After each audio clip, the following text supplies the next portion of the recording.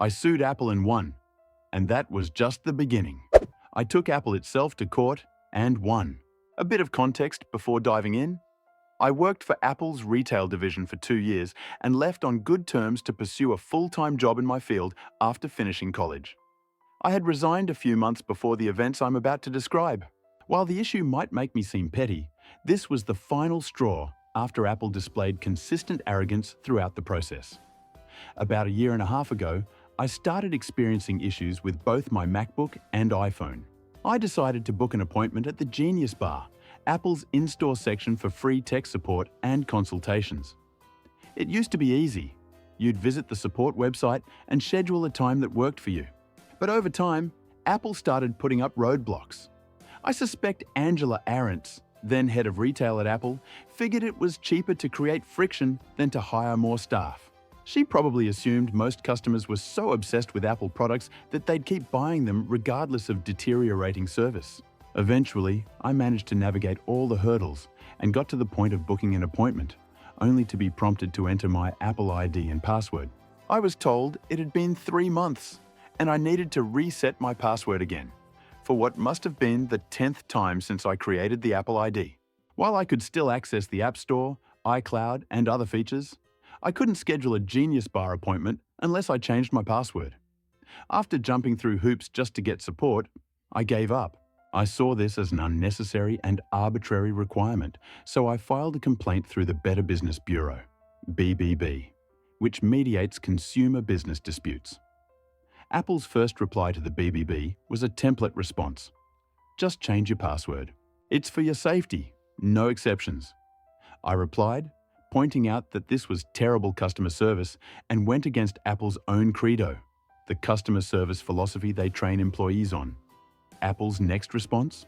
We consider this matter closed. I hate that phrase. In corporate speak, it means, we're done with you. Go away. Soon after, the BBB closed the case. I did some digging and found that under my AppleCare Plus plan, the extended warranty and support program I paid for on both devices, there was no universal clause allowing Apple to deny service based on arbitrary security requirements. There were exceptions in the terms, but account password changes were not among them. So I filed a claim in small claims court for the value of the MacBook and iPhone. That's when things got interesting. On the court date, I showed up and was called in. When I walked up to the bench, I noticed the Apple representative was the manager from the store I had previously worked at. The court was in the same county, but that store was much farther away than the Apple store located just a couple of kilometers from the courthouse. I never confirmed it, but I suspect Apple didn't look closely at the nature of the claim. They saw my name, noted I was a former employee, and assumed it was a labor dispute. The judge asked me to explain the nature of the claim. I gave a clear, 1-minute explanation. Apple was imposing arbitrary, undocumented requirements that prevented me from accessing service, and I was seeking reimbursement for the devices as a result. The judge then turned to the store manager, who showed up in jeans and a t-shirt, while I came dressed formally out of respect for the court, and asked if he was an attorney. The manager said no. The judge explained that under our state law, a company can only be represented in court by an executive officer, a registered representative, or a lawyer. Otherwise, they'd have to hire legal counsel and escalate the case to a higher court. The manager said he understood but offered, right then and there, to book me a Genius Bar appointment to fix the devices. The judge found this reasonable. We agreed on a time for the visit to that store, and the case was postponed for 2 weeks to see if the issue could be resolved. I went in at the scheduled time, and the technician resolved all the issues. Later, a senior Apple specialist emailed me to say that the regular password reset requirement had been disabled on my Apple ID permanently. Perfect. But I had to spend $60 in court fees just to get Apple to act.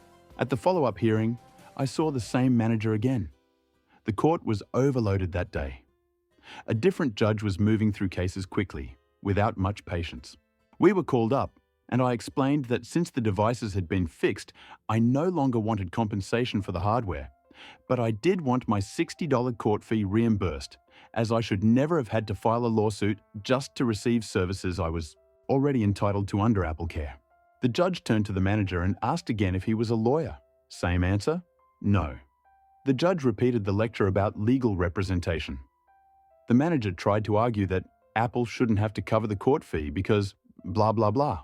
The judge, clearly in a rush, turned to me and asked, "You don't really want to come back again just so they can bring a lawyer, right?" I said no, thinking he'd just award me the $60.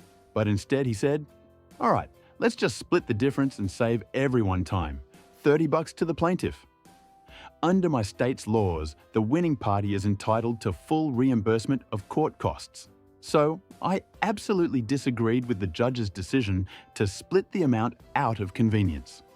I contacted the Apple attorney who had emailed me right after the first hearing to confirm the Genius Bar appointment. I cited the relevant state law and pointed out that the judge had clearly made a mistake. I offered Apple a simple solution. Just cut me a check for the full $60, or I'd have to file an appeal, which would cost them an additional $125, bringing their total obligation to $185. Honestly, I was counting on common sense prevailing, but they didn't have any. Their response was that they'd only honor the court's ruling and would send a check for $30. I guess their arrogance wouldn't let them believe I'd actually go through with the appeal. So I did. Since small claims cases are under the jurisdiction of the county's superior court, my case was escalated to the higher court. This was now serious business. No games here. I showed up on the appointed day and, once again, saw the same store manager. The judge this time was an energetic guy, clearly caffeinated and friendly to everyone. I presented my case. The lower court had awarded me only part of my expenses, even though state law entitled me to the full amount since the decision had been in my favor. The judge turned to the manager and asked, "Are you a lawyer?" He answered no, but said he had a letter from Apple's general counsel stating that Apple didn't object to his representing them in court. The judge's face changed instantly. "Apple doesn't get to decide who can represent them in my courtroom," the judge snapped. "You need a licensed attorney. Looks like we'll have to reschedule." He then turned to me and asked, "Do you object to postponing the case so the defendant can get a lawyer?" I replied, "Yes, Your Honor, because they've already been told 3 times that legal representation is required, yet they keep showing disrespect to the court by sending an unqualified representative." The judge turned back to the manager, now smirking sarcastically, and made a theatrical gesture. "Well, what can you do?" he said. "Sorry." Then he ruled in my favor. $185. As if that weren't enough, 30 days passed and Apple still hadn't paid me. I contacted the same attorney again, who told me Apple was weighing their options, as if they were considering an appeal to the state Supreme Court, something they would have had to file within those same 30 days. Once again, Apple seemed to think they were too important to follow court orders or just act reasonably. But I used to work for them. I hadn't forgotten how things worked. I reached out to my bank, asked them to pull old payroll records, and figured out which bank Apple had used to deposit my salary.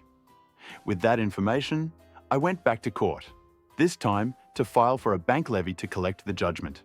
A few days later, of course, they sent the check. Second story. A client gave me Super Bowl tickets, but a sneaky coworker stole them and got what he deserved in a very public way. I'm a fan of the San Francisco 49ers. A few years ago, we made it to the Super Bowl again. At the time, I worked at a consulting firm and managed several client accounts directly. One of those clients knew how passionate I was about the Niners. I was his primary point of contact. We got along well, and even grabbed drinks or dinner after meetings sometimes. He had 2 extra corporate tickets to the game and, as a thank you for my work, decided to gift them to me.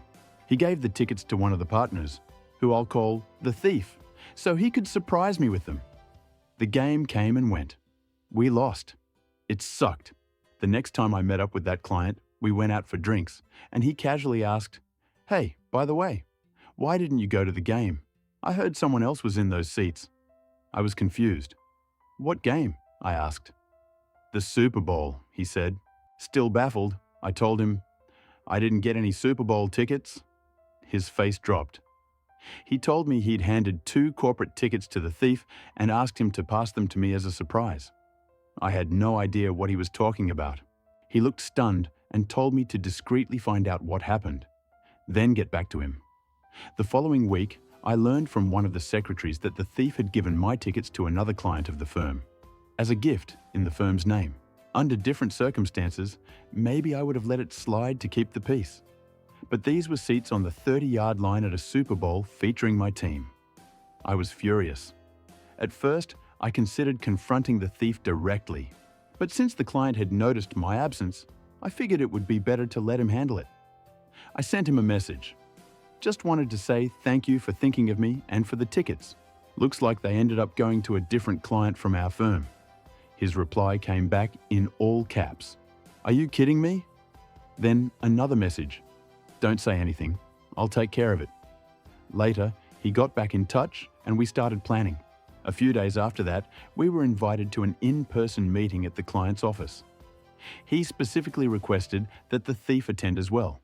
So the next week, we hopped on a flight for a business trip. The thief had no clue what was coming. The client had orchestrated a perfectly awkward performance to expose him. When we entered the conference room, it was full of familiar faces, and one woman in her 30s we didn't recognize. My client immediately introduced the thief. This is Stephanie, VP from another department. She asked to sit in on the meeting. You two probably remember each other from the Super Bowl, right? Stephanie didn't shake his hand. She replied, "Oh, I don't think we met there. Sorry if I forgot." The client played along. "Geez, Steph, how much did you drink? You were sitting right next to him." The thief started to panic, stumbling over his words with an awkward, "Ugh." But Stephanie interrupted, "Nope, I remember the people who were in those seats. They were from a totally different company." She added, "By the way, why did we give those corporate tickets to that other company? Are we working with them on something I don't know about?" Of course we weren't. The companies were completely unrelated, like if Coca-Cola randomly partnered with John Deere. The thief tried again, mumbling something incoherent, but the client cut him off.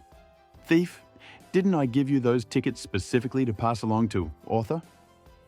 Now beat red, the thief answered, Well, I think he couldn't go, so he must have given them to someone else." Then he turned to me, clearly hoping I'd back him up. The client gave a dry little laugh. I said, What are you talking about?" Client, "Did you give me tickets to the Super Bowl?" The client suddenly raised his voice. "Thief, those tickets were a personal gift from me to Arthur. Did you seriously give them to someone else?" There was a pause. The thief stammered something about maybe the office getting wires crossed. The client fell silent. For the thief, the seconds probably felt like hours. Then he lowered his gaze, grabbed his briefcase and iPad, packed up and said, "Looks like this meeting is over. Arthur, I owe you a proper apology. Let's go grab lunch. Stephanie, you're invited too." Then the client turned to the thief and added, "I need to reevaluate our relationship. Please head home and expect to hear from us next week." The thief tried to insert himself into the lunch party, probably in a last-ditch effort to salvage something, but Stephanie firmly cut him off. "I don't think that's a good idea." She then asked the receptionist to escort him to the elevator. The moment the elevator doors closed behind him, the rest of us burst out laughing. Turns out Stephanie wasn't actually a VP, just a regular employee the client recruited to help stage the scene. But she came along for lunch anyway. Big Niners fan and, honestly, great company. On our way to the restaurant, I got a frantic message from the thief, begging me to protect the firm and promising we'd talk things out when I got back. I replied, "Yes, we should definitely talk. I'll see what I can do." The client, meanwhile, gave me specific instructions. A couple of hours later, I messaged the thief with the following. 1. The client had submitted an invoice to the firm, charging for the resale value of the Super Bowl tickets, which was far above face value, totaling over $10,000, as well as our lunch. He'd deliberately chosen a pricey place and made a point of overspending. The invoice was to be paid immediately. 2. He expected a personal apology to me. 3. He wanted a written apology addressed to his company, as he viewed this as outright theft. 4. He stated that from now on, he would only communicate with me or another partner at the firm, never again with the thief. The fallout was massive. The other partners were shaken. But I came out looking great, like someone who genuinely tried to preserve a client relationship despite being the one wronged. The client was reassigned to another partner, which meant the thief lost his cut of the profits from that account. Oh, and yes, the partners made the thief pay the full invoice out of his own salary. Looking back, I still don't understand what he was thinking. Did he really believe the client wouldn't notice that I didn't thank him for Super Bowl tickets? Maybe he thought it would slide under the radar. Who knows? Anyway, after that, the atmosphere at the firm was toxic for me. The thief was still around, so I ended up quitting a few months later for a much better position. A year later, the client officially ended the relationship with our firm, and now works with a good friend of mine at a competing consultancy. I'm still bitter I missed that Super Bowl, even though we lost. I just hope we make it to another one soon, because next time, I'm going in person. Before we move on to the next story, I'd love to hear your thoughts in the comments. How flawed do you think the thief's plan really was? I mean, seriously, did he honestly think the client wouldn't notice? Personally, I think there was a chance he might have gotten away with it. If I hadn't been so close with the client, maybe he'd have never noticed, or only realized long after the fact, like a year later. So I'd say there was maybe a 30% chance of success. What do you think? All right, on to the third story. Story 3. Management fired the one maintenance tech to cut costs. Chaos followed. I used to work at Walmart in the sporting goods section. This was right after the 2008 financial crisis. Management was slashing costs because profits were down. First, they laid off 2 out of 3 full-time maintenance staff. The one guy they kept, I'll call him the tech, was incredibly skilled. The entire store relied on him, and he regularly went above and beyond to help people. A genuinely kind and dedicated person. For 6 months, management tried to force one person to handle the full workload. It failed badly. The tech simply couldn't keep up. On top of that, they started asking him to supervise part-time workers who handled janitorial tasks and shopping cart collection. He spent so much time managing others, he barely had time for maintenance. They even cut the night shift, so there was no backup support. Then 2 things happened in 1 week that finally made management realize how critical he was. First, several floor cleaning machines broke down. Turns out they needed to be cleaned weekly, or else they'd clog and wear out. With the tech focused on supervising people instead of maintaining equipment, the result was several $1,000s in repair costs. Then, a few days later, a woman working in the deli nearly quit after a meat grinder blade flew off and nearly hit her in the face. The bolt that held it in place had loosened. The tech used to tighten it weekly, but he'd warned management that he didn't have time anymore and that the equipment should be replaced for safety reasons. Management refused, claiming it was fixed and safe to use. They were incredibly lucky it didn't lead to a lawsuit, or worse. So management finally sat down with the tech and asked him why things were falling apart. He explained that he needed adequate time for maintenance and that someone else should be managing the janitorial crew. He was blunt. He said the supervisors were being lazy. Management wasn't thrilled. They claimed that maintenance was easy, fast work. That struck a nerve. The tech got angry. They had insulted his professionalism. He reached into his back pocket and pulled out a notebook. Over the last 15 years, he had filled it with schedules, checklists, diagrams, everything he used to keep the place running. It had over 100 items he monitored weekly and monthly. Much of the equipment was half dead and required special handling, tightening here, wiggling there. Honestly, some of it was dangerously outdated. He had kept the store running all these years while saving management thousands by avoiding replacements. On top of that, he even calibrated equipment himself, something that was supposed to be outsourced to contractors. But he did it because he cared.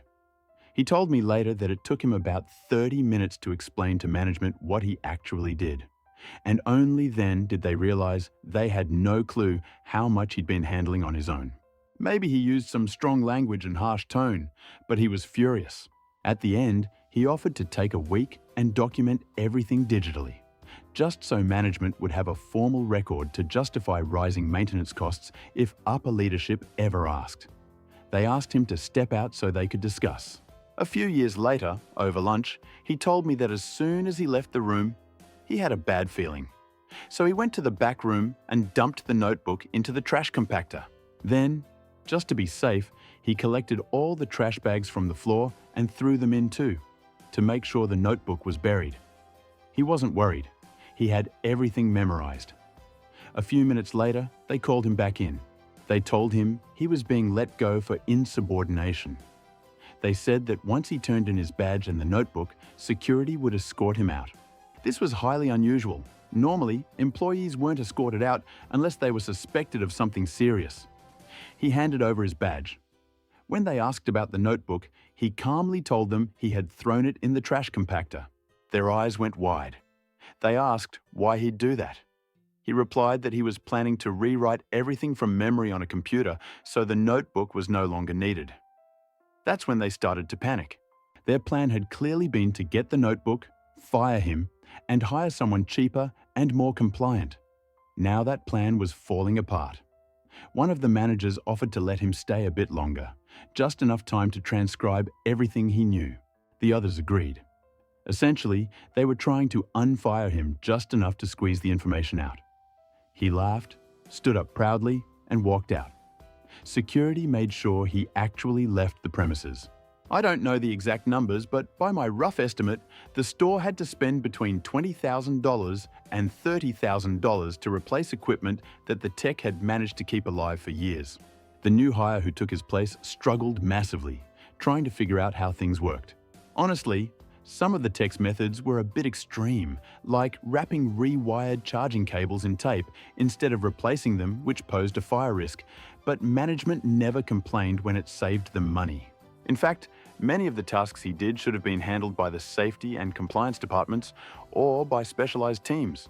But everyone was happy to let him do it. It meant less work for them. I once asked him whether destroying the notebook might have been illegal. He said it was his personal property, not a work document. He was proud of his work, and it showed in every word of the story he told me. He said no one had the right to insult his professionalism by suggesting he was lazy, and I completely agreed. Edited to add, after reading some comments, I want to clarify a few things. First, I came to work the day after the incident with the deli equipment. I overheard fragments of conversations and asked someone what had happened. They said the machine had malfunctioned mid-use. The deli worker had been so shaken that she refused to come back for her shift and took several days off to recover. Over the following days, I heard various versions of the story. Some said the blade actually flew off. Others said it didn't. One person claimed it hit the ceiling. I picked the version that made for the best retelling.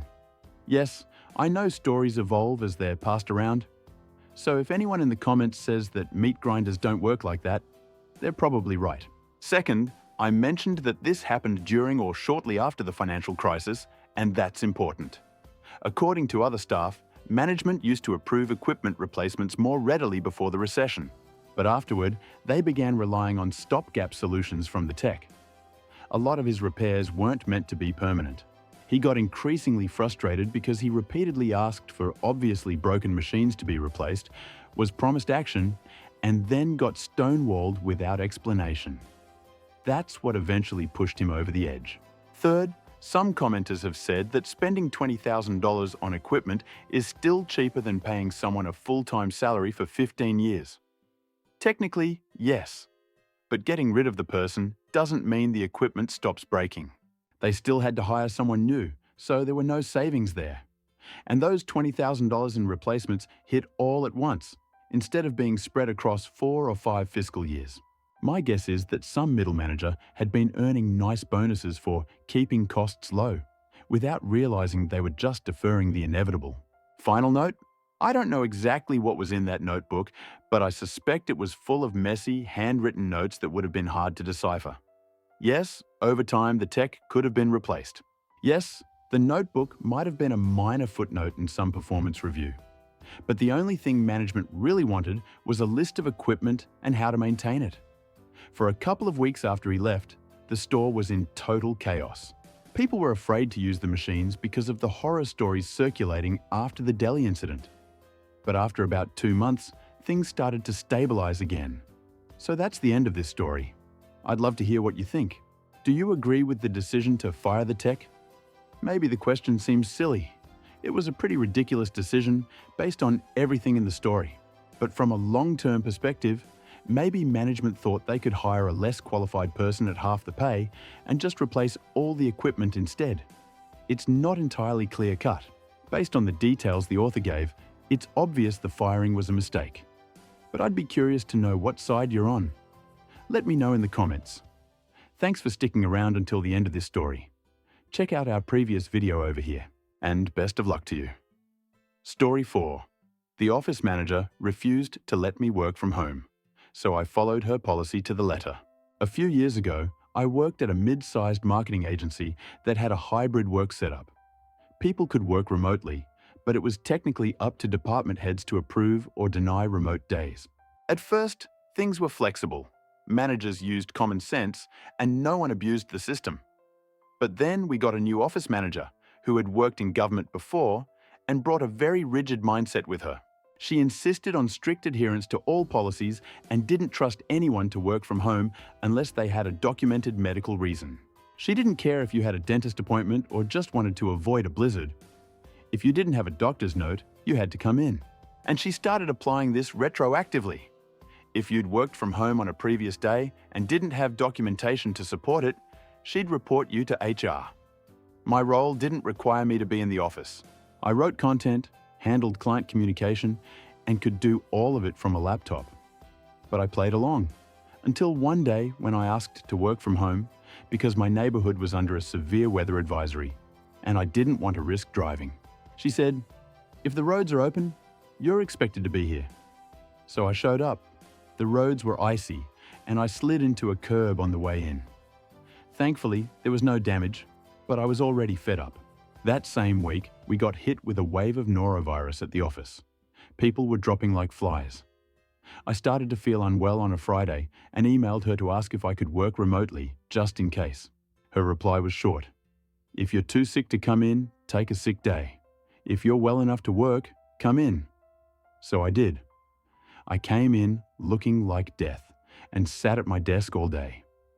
I didn't touch anyone or anything, but I clearly looked contagious.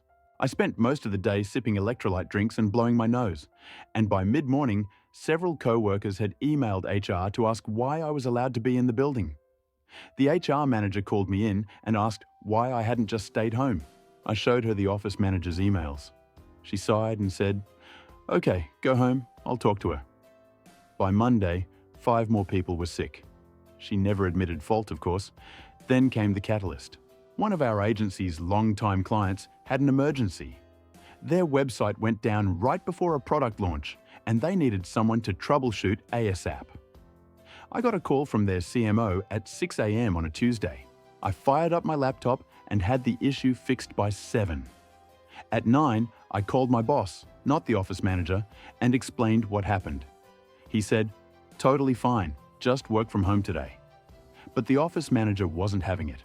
That afternoon, I got a formal reprimand for unauthorized remote work. I was furious. Even my boss was baffled, but she insisted that policy is policy. So I decided to give her exactly what she wanted. From then on, I followed every rule to the letter. If I had a dentist appointment at 2 p.m., I'd clock out at 1:45, leave for the appointment, and not return, even though I could have logged back in from home. If it snowed, I came in late, citing road conditions and demanding that my tardiness not be counted against me since I hadn't worked remotely. I started bringing in written notes from doctors, chiropractors, even pharmacists. One time, I had a mild allergic reaction, took an antihistamine, and brought in the drug label as evidence that I wasn't fit to commute safely. I created extra paperwork for her at every turn. At one point, I had a minor foot injury. Nothing serious, but it made driving uncomfortable.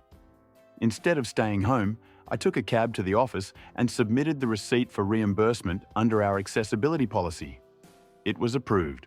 I did this 3 times in 1 week, costing the company over $150, far more than it would have cost for me to just work from home. She started getting complaints from accounting about unusual expenses. HR also flagged that I'd submitted more documentation in 1 month than most people did in a year. She called me in and asked what was going on.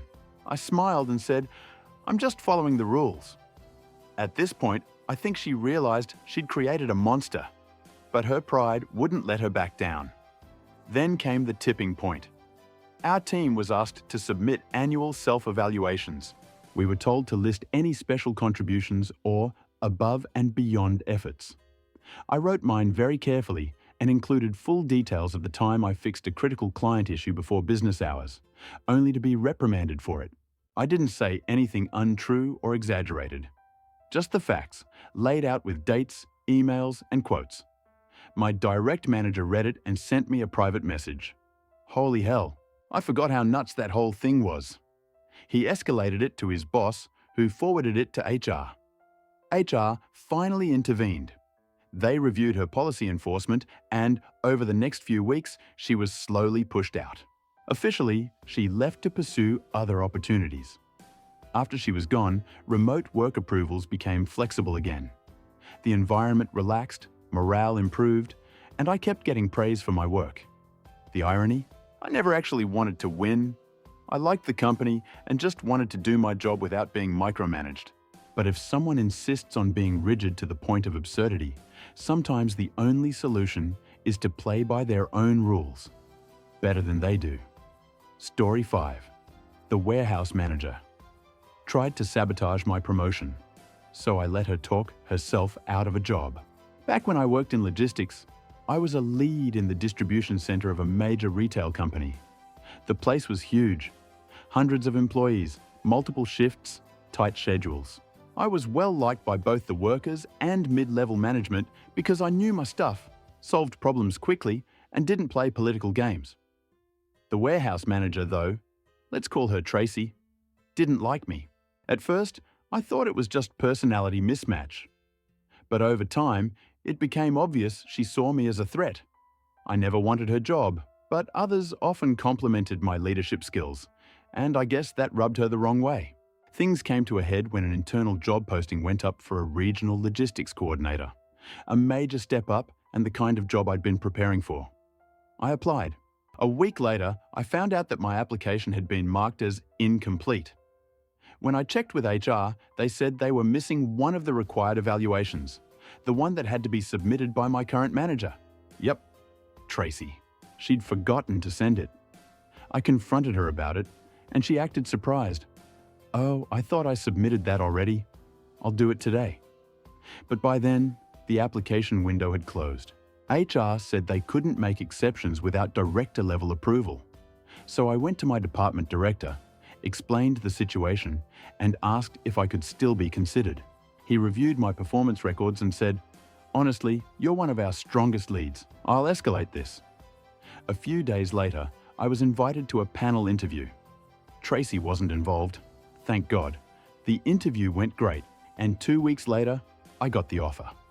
Officially, I would be transferring to the regional role in 6 weeks. That's when Tracy got nasty. She started assigning me all the worst tasks: inventory audits in the freezing back dock, mid-shift rework without warning, random last-minute schedule changes. I didn't complain, just documented everything. I figured it was her way of getting revenge. But then, she made a mistake. One of my responsibilities was overseeing outbound freight staging. On a particularly busy Thursday, Tracy told me to reassign my normal team and take over a last-minute packaging task. I reminded her that no one else was trained to handle staging that day, but she brushed it off and said she'd keep an eye on things.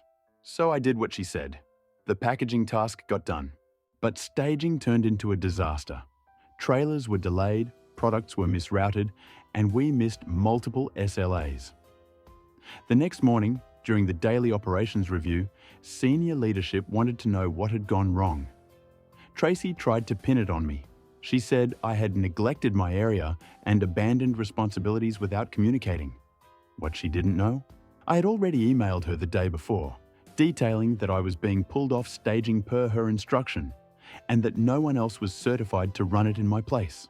So when she finished her little speech, I calmly said, "Would you like me to pull up the email trail?"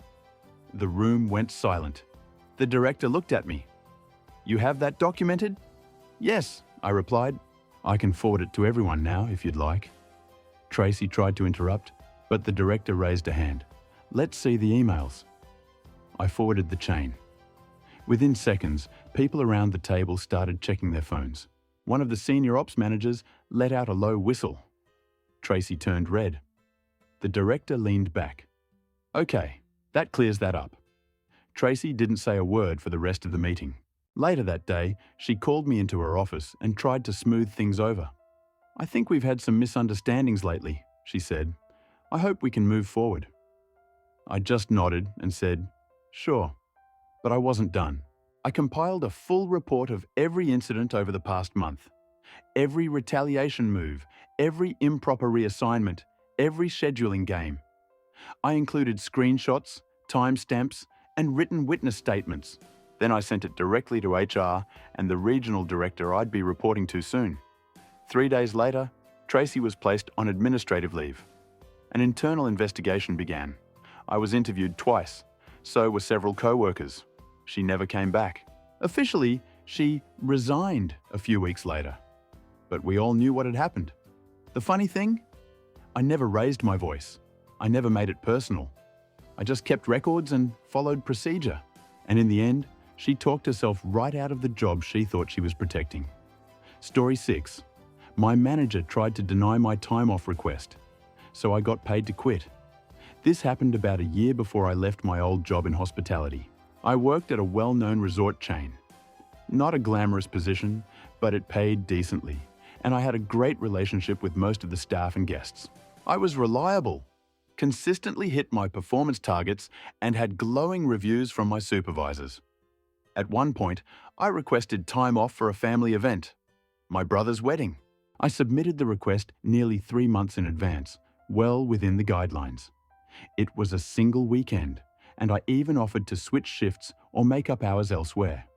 My immediate supervisor approved it on the spot. But about a month before the date, we got a new department manager. Let's call her Linda. She came from another property and made it clear that she wanted to tighten up the department and cut out the slackers. She didn't know me, hadn't read my file, and didn't seem interested in staff input. One day, I saw that my approved time off request had disappeared from the schedule. I asked her about it and she said, "We're too short-staffed for anyone to be taking weekends off. You'll need to cancel your plans." I explained that it had already been approved and that I had non-refundable travel booked. Her response? "Then you'll need to decide what's more important, your job or your vacation." At that point, I realized this wasn't going to be resolved through conversation. So I nodded and said I'd think about it. Then I went home, gathered every email, screenshot, and document related to the request, including the time-stamped approval from my previous supervisor and the confirmation from HR. I also checked the employee handbook and confirmed that rescinding an approved leave without cause, especially after travel had been booked, was a policy violation. Next day, I asked HR for a formal meeting. I presented everything calmly and factually. HR was surprised. They hadn't been informed of any staffing emergency, nor had they seen a reversal request from Linda. I pointed out that I wasn't asking for special treatment, just for my already approved, policy-compliant leave to be honoured. HR thanked me for bringing it to their attention and promised to follow up. A few days later, I was called into a meeting with Linda and the HR rep. Linda was clearly annoyed. She said something like, "I don't appreciate employees going over my head." I replied, "I didn't go over your head. I went through the proper channels." HR intervened and said, "Actually, he followed procedure exactly, and we've reviewed the case." They ruled in my favour. My time off request was reinstated, but the story doesn't end there. From that moment on, Linda started making my life miserable. She nitpicked every little thing, from how I answered the phone to how I stocked supplies. My performance reviews, which had always been stellar, suddenly had vague needs improvement notes.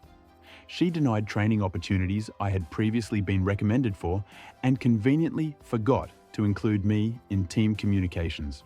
I kept my head down and documented everything. After 2 months, I had a solid paper trail of targeted harassment, policy violations, and retaliation. I requested another meeting with HR, this time with a different rep. I laid it all out and said, "I'm not trying to sue anyone, But if this continues, I may not have a choice. HR took it seriously.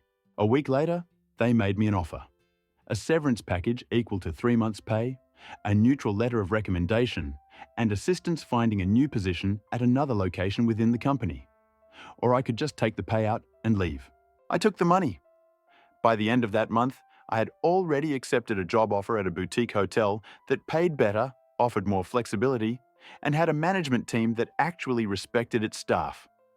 As for Linda, I heard through the grapevine that she clashed with nearly everyone in the department and was quietly reassigned 6 months later after a staff exodus. Sometimes, standing up for yourself pays off. Literally. Story 7. My supervisor tried to claim credit for my work, so I let the VP handle it. At my previous job in a software company, I was part of a product development team. I wasn't in a leadership role, but I was the lead contributor on several key initiatives. One of those projects was an internal automation tool that ended up saving our department hundreds of hours a month. It was a solo effort. I identified the problem, proposed the solution, wrote the code, tested it, and deployed it with almost no oversight. The only person I kept in the loop was my supervisor. Let's call him Rick. Rick didn't understand what I was doing half the time. He was more of a people manager than a technical one. But I sent him regular progress updates anyway, just to be professional. He'd usually respond with vague acknowledgements like, "Nice," or "Sounds good." Once the project launched and results started rolling in, upper management took notice. A VP asked for a detailed walkthrough of how the tool worked. Rick offered to present it on my behalf. I thought it was a little odd, but agreed, assuming he'd give me credit during the meeting. Spoiler, he didn't. I found out later from a friend in another department that Rick had presented the tool as a team effort, implying that he had played a significant role. I wasn't even mentioned. Not once. Now, I could have confronted him directly, but I decided to wait. The VP was impressed and scheduled a follow-up, a deeper technical session to explore integrating the tool across other departments. Rick immediately asked me to join that meeting as his technical backup. I agreed, but I had a plan.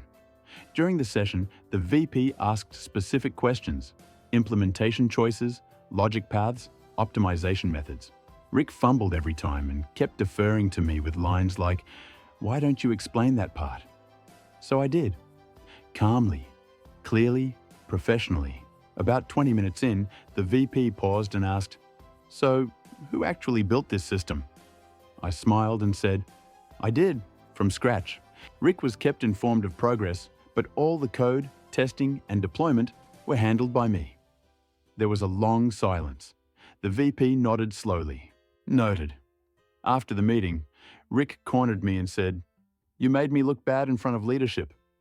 I replied, "No, Rick, you did that to yourself." He tried to retaliate later with a negative review during my performance evaluation, but by then the VP had already spoken to HR. I was promoted 2 months later and transferred to another department, with a manager who actually supported me. Rick? He's still there last I heard. Still supervising, still trying to ride the coattails of people doing the real work.